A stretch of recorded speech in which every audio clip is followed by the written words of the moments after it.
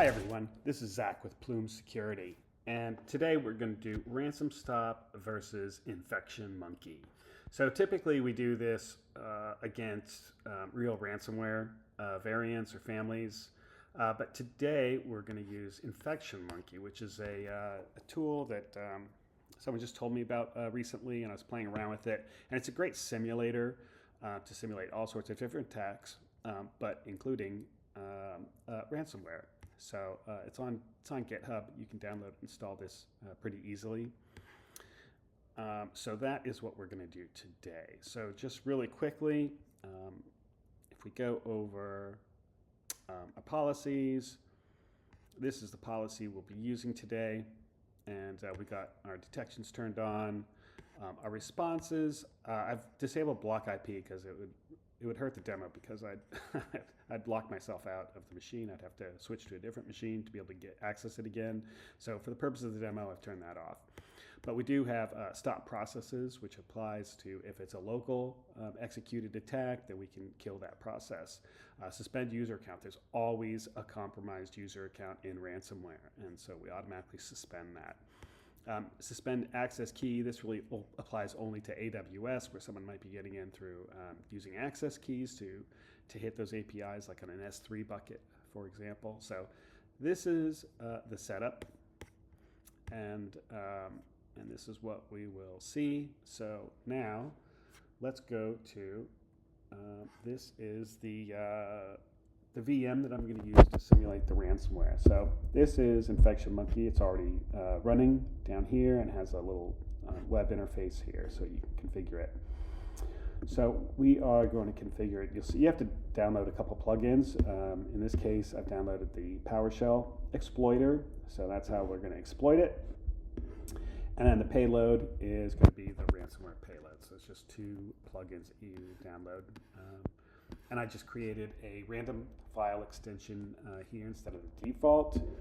And then you can see I'm just targeting the local directory, that's random files, which we have over here. And in here, we have 634 files. Typically on a file server, you're going to have a lot more, but we're just going to target this one directory, and it's all sorts of different random files.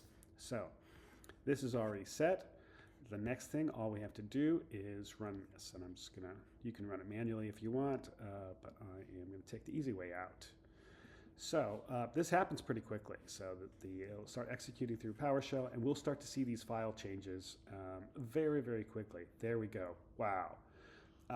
As soon as you saw those file changes, you could actually see we were logged out immediately.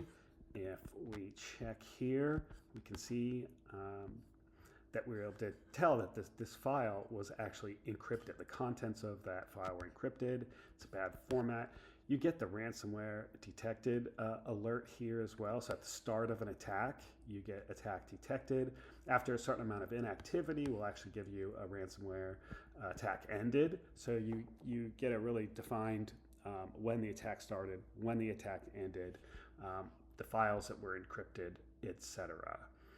So to get back into that machine, I am going to have to log in with a different account. So now I'm logging in with the admin account, and we can actually see what happened here. So first of all, the user account.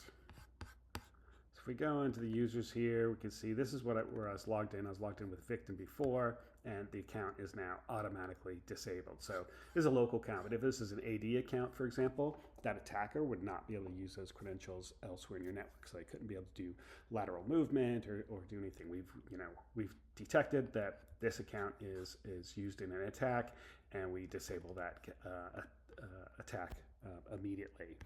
If I'd had the block IP response turned on, we would see host firewall rules here for both inbound and outbound that would block anything else from the attack. So maybe it's a remote encryption attack, like over an SMB share, and that IP address that launched the attack would automatically be blocked from all ports and protocols, so they wouldn't be able to RDP in or FTP or any other type of protocol.